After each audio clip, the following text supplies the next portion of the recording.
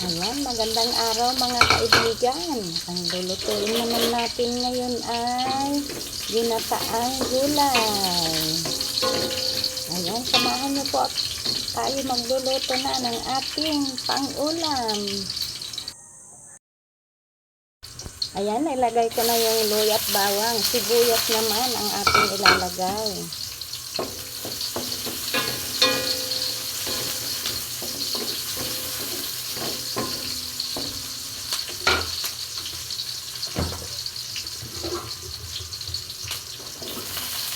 Sunod ko naman ilagay ito ang kalabasa.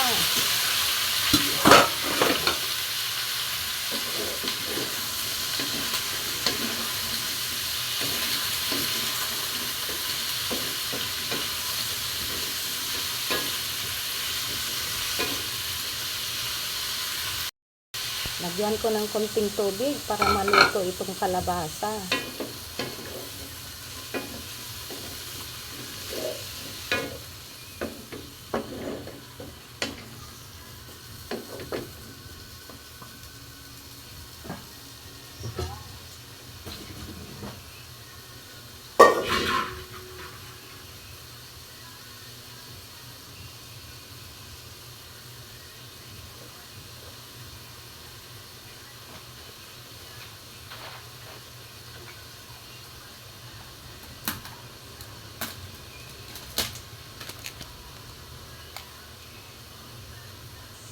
O, lagyan ko ng patis.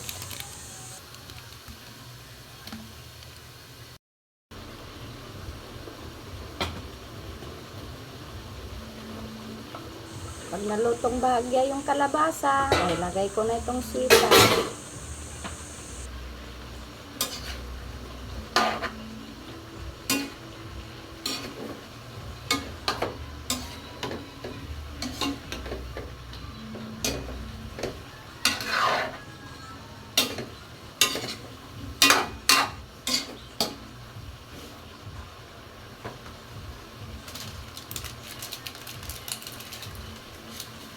O, lagyan ko rin ng magic sarap.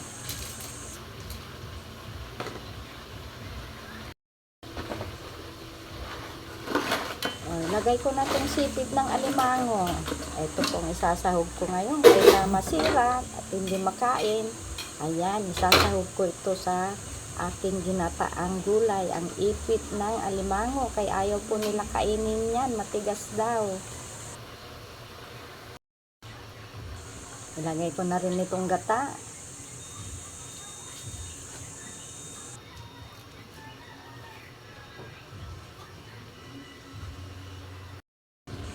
Hinayaan ko lang siyang kumulo, hindi ko na hinalo para hindi masyadong madurog ang kalabasa.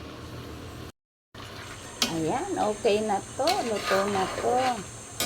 Kung nakarating kayo sa hanggang dito sa dulo ng ating video, paki-like and share naman po at paki-subscribe na rin kung nagustuhan nyo ang aking niluto.